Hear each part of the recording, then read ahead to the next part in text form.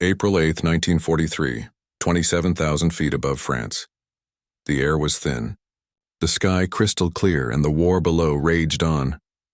Through the gleaming canopy of his Focke-Wulf 190, German pilot Oberleutnant Ralph Hermeken couldn't help but smirk. Rising slowly below him were a group of heavy American fighters, their bulky shapes glinting in the sunlight. He laughed over the radio to his wingman. "They're sending flying milk bottles after us." The whole formation erupted with amusement as they watched the massive American machines climbing sluggishly toward them. What they didn't realize was that this moment, this laughter, Davos would soon turn into silence, fear, and defeat, because those so-called milk bottles would one day rule the skies of Europe. Before we dive in, take a moment. If stories of bravery, innovation, and the turning points of history move you, hit that subscribe button and join this journey with us. Let us know in the comments where you're watching from, because today, we're uncovering how a plane once mocked by the Luftwaffe became the very machine that broke their wings. Back in 1943, the German pilots felt untouchable. They had been flying since the first day of the war, veterans of Poland, France, Britain, and Russia. Their aircraft, the Focke-Wulf 190 and the Messerschmitt 109, were sleek, agile, and fast. They ruled the skies over occupied Europe, cutting down anyone who dared challenge them. And now before them appeared something entirely different, something so absurd it seemed like a joke. 16 P-47 Thunderbolts from the U.S. 4th Fighter Group were climbing into the fight for the first time. Each weighed over 7 tons with barrel-shaped fuselages, thick wings, and giant propellers that looked too large for the aircraft that carried them. To German pilots, they looked slow, awkward, and doomed. Yet inside those cockpits sat men determined to prove otherwise. American pilots making their combat debut, fighting not just for victory but to survive. At the time, the U.S. Army Air Forces were desperate for a high-altitude escort fighter, something that could reach bombers over Europe and protect them from German interception. What they had sent to the front, however, looked like a disaster in the making. The Thunderbolt was unlike anything the world had seen, big, heavy, and loud. When it roared through the sky, it sounded like a freight train with wings. German pilots joked that fighting a P-47 would be like shooting at a barn door. They didn't know that within a year and a half, those very aircraft would be responsible for burning their cities, destroying their airfields, and turning the once mighty Luftwaffe into ashes. At that moment above France, Major Donald Blakesley, the commanding officer of the 335th Fighter Squadron, saw the German formation preparing to dive. He knew what was coming. He had flown with the Royal Air Force before joining the Americans. He understood that survival in the Thunderbolt meant abandoning every dogfighting. Instinct learned from lighter aircraft. Like the Spitfire, the Thunderbolt was not built to dance in the sky, and it was built to smash through it. When Republic Aviation began designing the P-47 back in 1940, they didn't intend to create a traditional fighter. Their chief engineer, Alexander Kartveli, once said, "It will be a dinosaur, but a dinosaur with good proportions." The U.S. Army wanted a high-altitude interceptor capable of fighting the best the Luftwaffe had to offer. Kartveli delivered something beyond their expectations. A monster. The first prototype, the XP-47B, looked so heavy that pilots doubted it could even leave the ground. But when it flew, the world changed. Powered by a 2,000-horsepower Pratt & Whitney R2800 double wasp engine, the aircraft performed miracles where others failed. At 27,000 feet, where most planes gasped for air, the Thunderbolt still growled with power, thanks to its massive turbo supercharger system that forced oxygen into the engine even at high altitudes. Still, the Thunderbolt was a beast that had to be tamed. During early training, it earned a deadly reputation. Pilots joked that it killed more Americans in training than Germans in combat. It was true. The aircraft's torque made takeoffs treacherous, its weight made landings unpredictable, and its diving speed sometimes pushed it close to the limits of human control. Many pilots hated it at first. They called it clumsy, slow, and dangerous.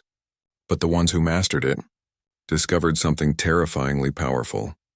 Lieutenant Robert Johnson, a farm boy from Oklahoma, would later describe his first flight as like strapping yourself to a locomotive.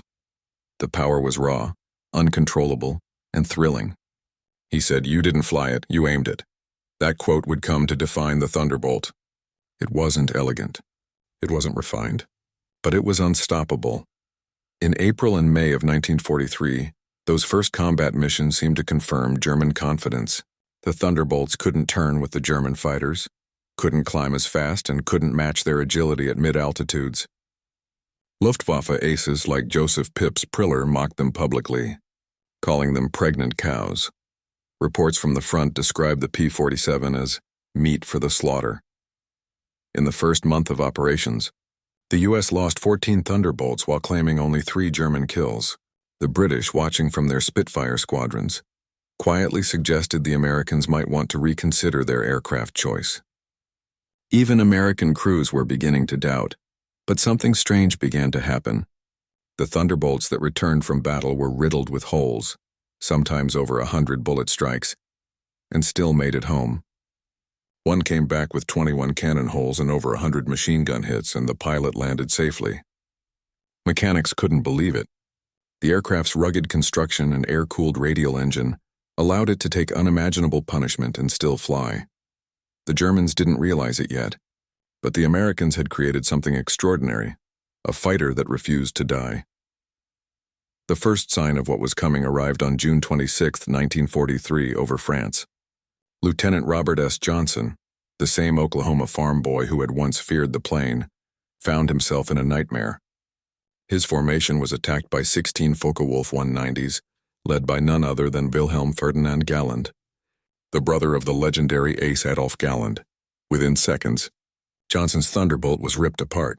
Cannon shells exploded across his fuselage, oil sprayed across the cockpit, and his canopy shattered. He was bleeding, his engine was smoking, and his controls were barely responding. He tried to bail out, but the canopy was jammed. He was trapped. Then, out of nowhere, a German pilot appeared behind him, a lone Focke-Wulf, its cannons blazing. Shells slammed into Johnson's aircraft again and again. He braced for the end, but it didn't come. The Thunderbolt kept flying. When the German ran out of cannon shells, he switched to machine guns. Still, Johnson's plane refused to fall.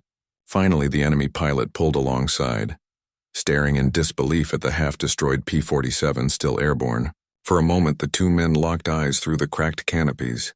The German saluted, perhaps out of respect, then peeled away, out of ammunition and out of explanations. Johnson managed to land back in England. The ground crew stopped counting bullet holes after 200. The entire front of his aircraft was shredded, the controls barely intact, yet somehow that metal monster had brought him home. That one story spread like wildfire. To the Americans, it became proof of their machine's resilience. To the Germans, it was a nightmare come true. From that day on, the P-47 Thunderbolt was no longer a laughingstock. It was a warning. Every inch of its design, once mocked, now made sense. The thick armor that weighed it down was what saved lives. The massive engine that looked absurd gave it unmatched power at high altitude.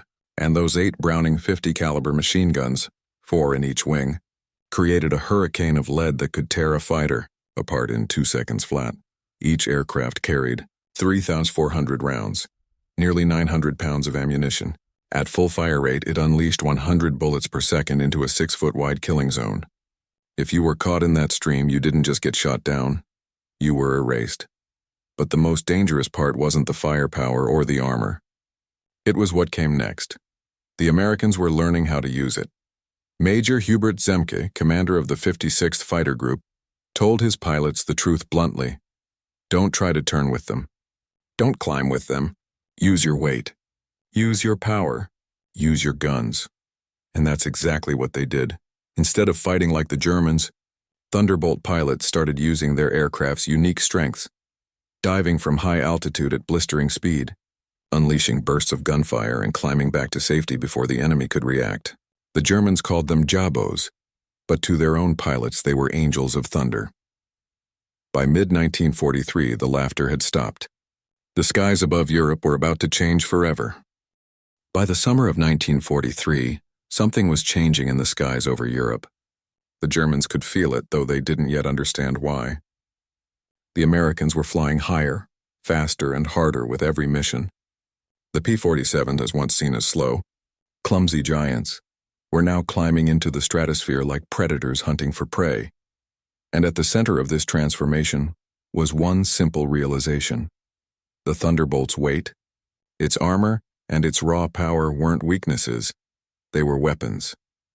When American pilots learned how to dive from 30,000 feet and convert that altitude into speed, everything the Luftwaffe thought it knew about air combat began to crumble. A German pilot could twist and turn all he wanted, but nothing could outdive a P-47. In a vertical descent, the Thunderbolt could reach 550 miles per hour, faster than anything the Germans had. When it leveled out, those 8 Brownings spat out lines of tracer fire so dense that even veteran Luftwaffe aces described them as walls of lead. On the morning of August 17, 1943, this brutal new reality came crashing down during a massive daylight bombing raid on Germany. Hundreds of American B-17 flying fortresses were heading for Regensburg and Schweinfurt, deep inside enemy territory.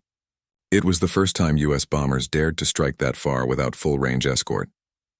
The P-47s could only protect them for part of the way, but during that window, the Germans learned what American firepower really meant. Major David O. Schilling of the 62nd Fighter Squadron spotted a formation of twin-engine Messerschmitt 110s preparing to attack the bombers. These German destroyers were heavily armed with cannons and rockets, designed specifically to rip through bomber formations. Schilling didn't hesitate. His flight of 4 Thunderbolts dove like meteors out of the sun. The German gunners opened fire first, but their rounds bounced off the P-47's armored hides. Then the Americans answered. Schilling's guns roared. In seconds, one Messerschmitt was torn apart, wings separating, fuselage shattering, crew instantly gone. Witnesses said the explosion looked like a fireball blooming in midair. In less than a minute, the P-47s had destroyed 8 enemy aircraft. For the first time, the Luftwaffe realized it was facing something it couldn't counter with skill alone. Their pilots were brave, their tactics sharp, but the Americans had built a machine that changed the laws of survival. The P-47 could dive faster, climb higher, and take more damage than anything they had ever fought. Each Thunderbolt carried 3,400 rounds of ammunition. At full rate, that was 6,000 bullets every minute, a solid storm of metal that shredded anything caught in its path. German pilots who survived these encounters described seeing entire sections of sky filled with streaks of glowing fire. They called it the American Wall. Even the ammunition itself told the story of industrial power.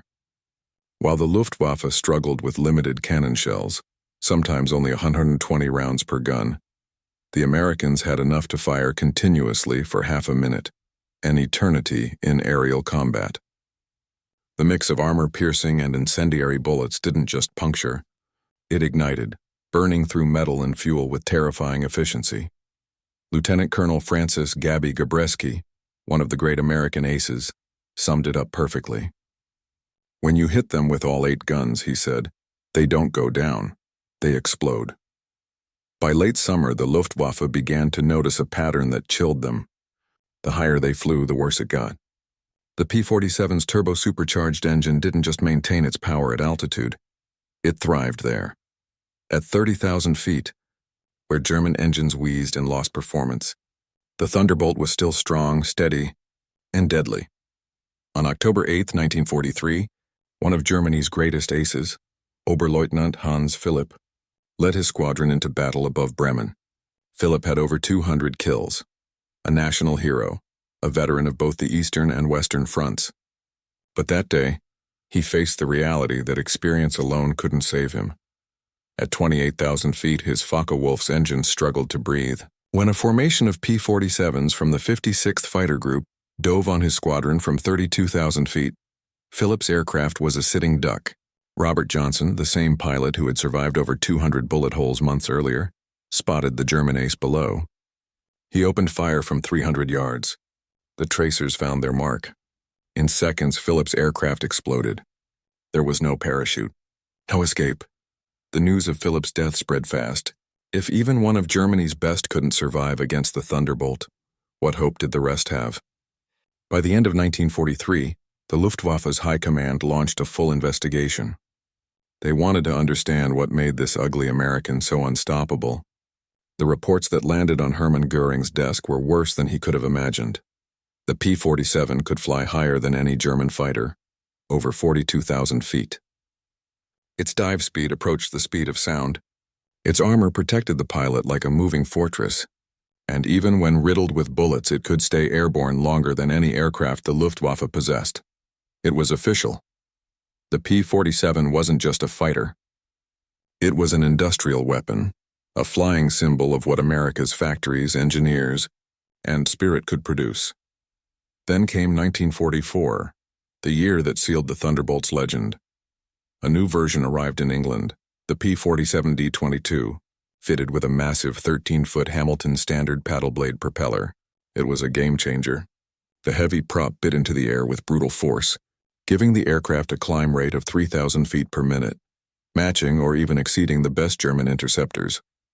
Veteran German ace Heinz Knock of Jagdgeschwader 11 faced this new version in February 1944.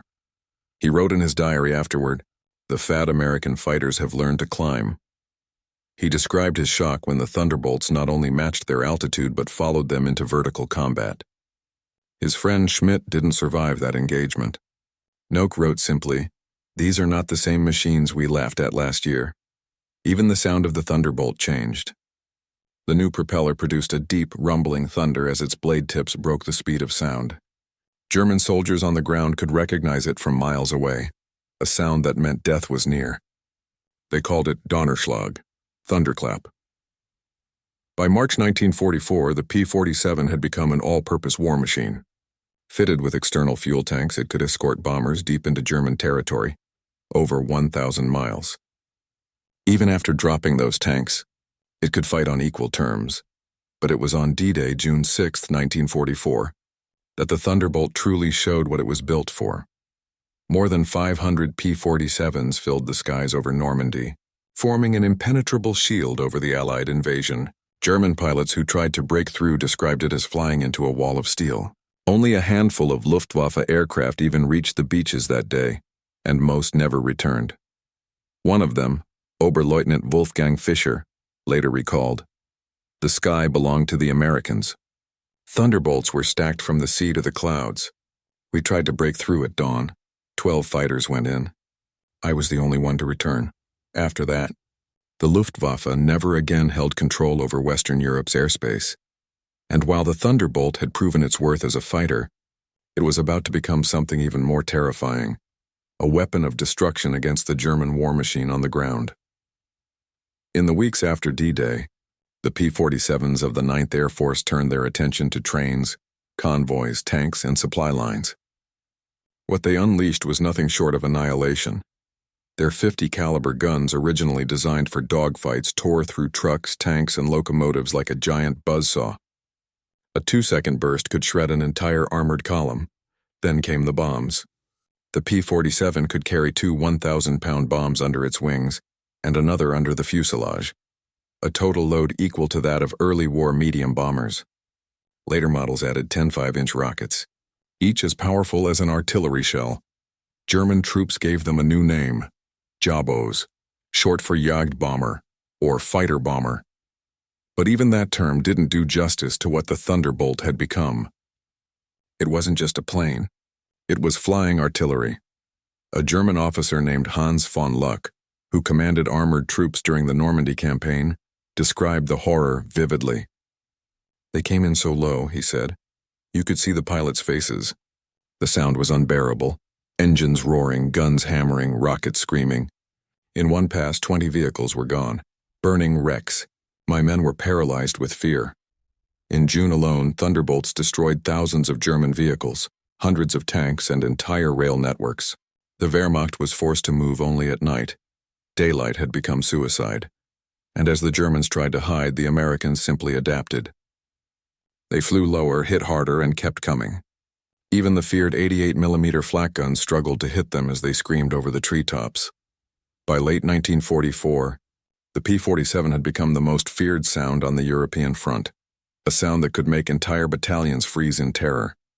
The Germans had once called it a joke. Now they called it a death sentence. By the autumn of 1944, thunder rolled not only over Europe but across the Pacific as well. The same aircraft that had terrified German aces was now carving its legacy in a completely different sky, a sky filled with islands, humidity, and endless ocean. The Pacific War demanded something brutal, something that could fly for hours, take punishment, and still hit back with overwhelming force. The Americans already had it, the P-47 Thunderbolt. In New Guinea, the Philippines, and beyond, the 348th Fighter Group took this machine and turned it into a weapon of pure endurance. Colonel Neil Kirby led from the front. On October 11, 1943, he and just 3 other Thunderbolts faced 40 Japanese fighters near Wewak. The odds were insane, but Kirby didn't hesitate. He climbed, rolled, and dove like a man possessed, his heavy machine guns flashing in the tropical sunlight. By the time it was over, 6 Japanese aircraft fell burning into the jungle. Kirby's actions that day earned him the Medal of Honor and sent a clear message to the Imperial Japanese Air Force. America's so-called clumsy truck was now the nightmare of 2 oceans. Japanese ace Saburo. Sakai later admitted that they were stunned. Their light, nimble aircraft could twist and climb beautifully, but against a P-47, agility meant nothing. He said, "We called them monsters. Our cannon shells that destroyed a P-40 in seconds did nothing to the Thunderbolt. I fired dozens of rounds and it just kept flying. Its return fire was terrifying, a stream of fire that tore the sky apart. It wasn't just brute strength. The Thunderbolt had evolved again." The new P-47N variant carried enormous wet wings filled with extra fuel, over 2,300 miles of range. That meant it could escort B-29, super fortresses all the way to Japan and back. The same plane that had once struggled to cross the English Channel was now flying halfway across the Pacific. Meanwhile, back in Europe, the Luftwaffe was dying. The Thunderbolts hunted relentlessly, not just aircraft but everything that moved.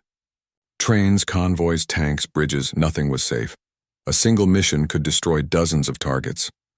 And when the pilots landed, ground crews would reload them with fuel, bullets, and bombs, and send them out again before the sun had set. German soldiers learned to recognize that deep, rolling growl of the engine. It wasn't just noise, it was a warning that death was seconds away.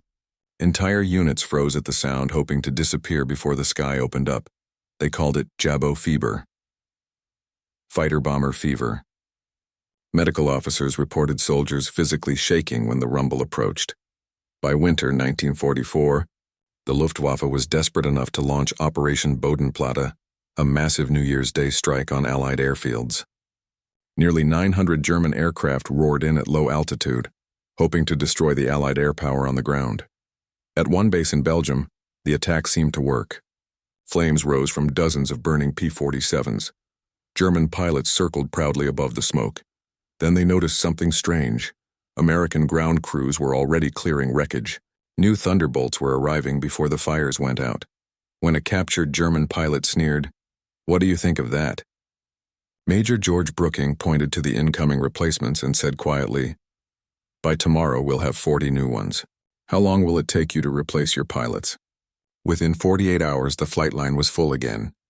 The Germans had lost more than 270 planes and over 200 of their best pilots. Those men could never be replaced. America could build machines faster than Germany could bury its dead. The statistics told the story of a nation that had turned its EU factories into weapons. Republic Aviation alone produced more than 15,000 Thunderbolts. At its peak, a brand new P-47 rolled off the assembly line every hour. Each one contained 65,000 individual parts. 8 miles of wiring and an engine so complex it required 2,400 precision-machined components. Yet those engines came pouring out of Pratt & Whitney plants like clockwork. Fuel, ammunition, training. Everything multiplied. The 9th Air Force consumed 25 million gallons of aviation fuel each month by late 1944. The Lake City Arsenal in Missouri turned out 30 million .50 caliber rounds monthly just to feed the Thunderbolt's guns, but perhaps the most powerful weapon wasn't steel or oil. It was education. By 1944, America was producing 30,000 trained pilots a year. Each Thunderbolt pilot logged over 400 hours of flight before combat. Far more than any Luftwaffe recruit. German trainees, starved for fuel and planes, entered battle with barely 100 hours in total. Lieutenant Eugene Roberts remembered arriving in England with 420 hours in his logbook and said, My first mission, I knew exactly what to do. The German across from me probably had half my experience. It wasn't even a fair fight. As more Mustangs took on long-range escort duties, the Thunderbolts shifted to ground attack full-time, and in that role, they became something almost mythical. Every day, hundreds of them thundered low across Europe, blasting anything that moved. They destroyed bridges, railways, fuel depots, starving. German armies of movement and hope. June 1944 alone saw over 650 locomotives and nearly 4,000 trucks destroyed. Tanks melted under streams of incendiary bullets. Supply convoys vanished in seconds. German commanders begged Berlin for more anti-aircraft guns, but it made no difference. Nothing could stop the juggernaut that roared overhead. By the time American forces crossed into Germany, even seasoned Luftwaffe aces dreaded the sight of those round noses and spinning props. Major Günther Rall, one of Germany's top pilots with 275 victories, later admitted that the first time he fought Thunderbolts he laughed. The last time he nearly died, he said, "They came down like an avalanche. We thought they were slow. Then we saw the sky filled with fire. You don't outfly that. You just hope they miss you." And even as Europe burned, the Pacific Front was learning the same hard lesson. The Japanese had built their war around maneuver, around elegant machines that danced through the air. But the Americans were fighting a different kind of war, one built on power, range, and endurance. When Thunderbolts met Japanese fighters, the results were catastrophic for the enemy. Over the vast distances of the Pacific, the P-47's turbocharged engine shrugged off the heat and humidity that crippled other planes. Its massive fuel tanks meant it could escort bombers all the way to the target and still fight on the way home. Pilots loved it for another reason: survivability. Even if riddled with bullets, the Thunderbolt could limp hundreds of miles back to base. Colonel Kirby's men often returned with oil leaking, wings shredded, bullet holes peppering the fuselage, but alive. That mattered more than anything. By 1945, the P-47N had become a long-range guardian for the B-29 superfortresses bombing Japan. When the giant bombers thundered toward Tokyo, Thunderbolts flew beside them, smaller but equally determined. They fought off interceptors, strafed airfields, and swept supply routes clean. And when Japanese jets finally appeared, the rare, fast, and desperate attempts to fight back, Thunderbolt pilots found ways to hunt even them.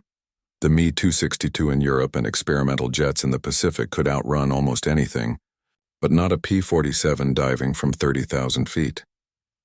On November 27, 1944, Lieutenant Colonel John C. Meyer became one of the first men in history to shoot down a jet with a piston-engine fighter. Diving from the stratosphere, his Thunderbolt reached nearly 500 miles per hour. He fired once. The German jet exploded in a flash of orange fire. His report afterward was simple: the concentrated fire of 850s works on jets too. By early 1945, new high-performance variants like the P-47M pushed those limits even further, nearly 470 miles per hour at 30,000 feet. These machines were the peak of piston engine evolution. Then came January 1, 1945, Operation Bodenplatte. The Luftwaffe's last gamble. Nearly 900 German fighters struck Allied airfields across Belgium and the Netherlands. They hoped to cripple the Allied air campaign once and for all, but instead, it became their funeral. At airfields like Metz Y-34, where the 365th Fighter Group was based, Thunderbolts burned on the ground, but replacements were already in flight from England. Within 2 days, the Americans had replaced every lost aircraft. The Germans, meanwhile, had lost their best men, more than 200 pilots killed or captured. One American mechanic summed it up: they could knock down planes, but they couldn't knock down production. By spring 1945, the sky over Germany belonged entirely to the Allies. The Luftwaffe was a ghost, starved of fuel, planes, and hope. Young German recruits, barely trained, went up once and never came back. One of them, Feldwebel Klaus Brechtender, remembered his first and only mission. "I saw them coming down from above, 4 Thunderbolts in perfect formation. I turned, but they were too fast. The first burst hit. My aircraft shook apart. I bailed out. In the chute, I watched the rest of my unit vanish. The sky rained fire. That's what it had come to. Years of German dominance erased by a machine that combined courage, industry, and relentless firepower. By the time the guns finally fell silent in May 1945, the statistics were staggering. Over 3,700 enemy aircraft destroyed in the air, another 3,300 on the ground, tens of thousands of locomotives, trucks, and armored vehicles wiped from existence. The P-47 Thunderbolt had entered the war as a laughingstock. It ended it as the sledgehammer of the skies. When the final months of the war arrived, the once mighty Luftwaffe existed only on paper. Fuel was gone. Airfields were craters. The proud German Air Force that had dominated Europe for years could now barely put planes in the air. And even when they did, it no longer mattered. The sky, once their kingdom, now belonged to thunder. By 1945, the P-47 Thunderbolt wasn't just a fighter or even a bomber. It was an idea. It represented everything that the Allied war effort had become, a fusion of courage, technology, and industrial willpower that no nation could stop. The Luftwaffe's last pilots were young, barely trained, and hopelessly outmatched. They were sent up in outdated fighters, short on ammunition and fuel, against Americans who had hundreds of hours of flight training in aircraft that could survive almost anything. A captured German pilot put it bluntly. We had courage, they had factories. Courage without steel is only delayed defeat. Thunderbolts ruled every altitude from the ground up to 40,000 feet. Below, their heavy machine guns shredded convoys, tanks, and trains. Above, they hunted any German aircraft foolish enough to leave the clouds. One young German pilot, Klaus Brechtender, flew his first and only mission near Leipzig. He recalled later, "They came down from the sun, 4 of them, perfect formation. I tried to turn, but the sky exploded. My plane broke apart before I even saw their faces.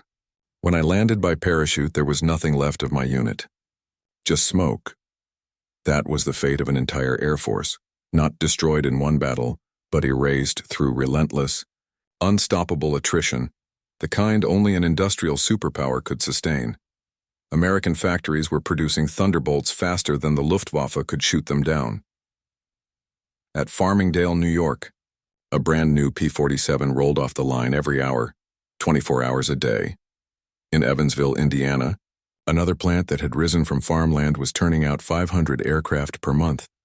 Each of those planes required 65,000 separate parts, 8 miles of wiring, and a 2,400-piece engine. Each one burned through hundreds of gallons of high-octane aviation fuel every day. And yet, none of it slowed America down. The ammunition alone was staggering. Every Thunderbolt sortie consumed over 3,000 rounds of 50-caliber ammunition, and by mid-1944, the U.S. was producing 30 million rounds a month, every bullet machined to perfection, every belt linked by workers who had never even seen an airplane before. The war began.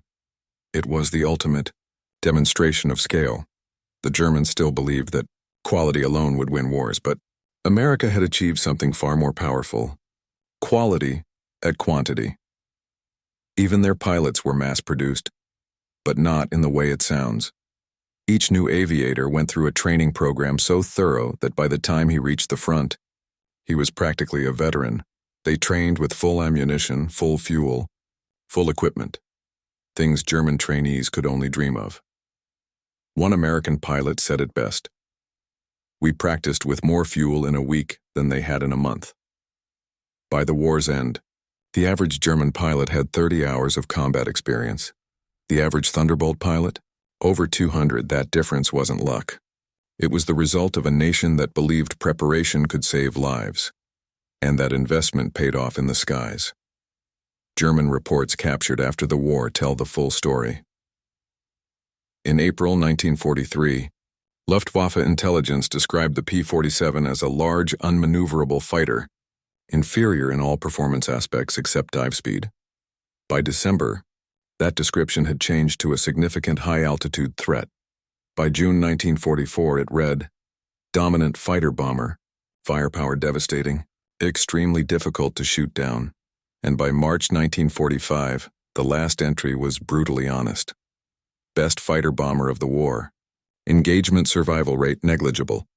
Even Hermann Göring, The man who once mocked the idea of American air power was forced to admit that the P-47 had reshaped the air war. When Germany finally collapsed, the numbers spoke louder than words. Thunderbolt units had destroyed more than 3,700 enemy planes in air-to-air combat and over 300 more on the ground. They had annihilated 86,000 railway cars, 9,000 locomotives, 6,000 armored vehicles, and tens of thousands of trucks. No other single-engine aircraft in history had done so much damage to an enemy's war machine. After the war, even German pilots, once proud, once untouchable, could only speak of the P-47 with awe. At a 1985 reunion in Arizona, former Luftwaffe and U.S. pilots met as old men, shaking hands where they once had tried to kill each other. Among them was General Adolf Galland, once the head of the entire German fighter force. When asked about the P-47, his words were simple but unforgettable. "We laughed when we saw it," and he said. "We thought the Americans had built a bomber and called it a fighter. We were wrong. It wasn't a fighter. It was a symbol of power, of production, of a country that could outbuild us, outfly us, and outlast us. We never had a chance." He smiled sadly and added, "When I flew a captured P-47 after the war, I understood everything. The cockpit was perfect, the controls smooth, the engine unstoppable. It climbed like it was falling upward. But what impressed me most was that they built 15,000 of them, while fighting on two fronts. We couldn't build even half that number of our best fighters. That's when I knew we had lost not just the war, but the future." For the pilots who flew it, the Thunderbolt was more than metal and firepower. It was home. It could bring you back from hell. Pilots climbed out of shot-up wrecks, oil and blood on their faces, kissing the metal skin of the aircraft that refused to die. One pilot said after the war, "You didn't fly the P-47, you trusted it. It was like an old friend, loud, rough, and impossible to kill." Even the Germans gave it a nickname that carried both fear and respect: Der brillende Bulle, the roaring bull.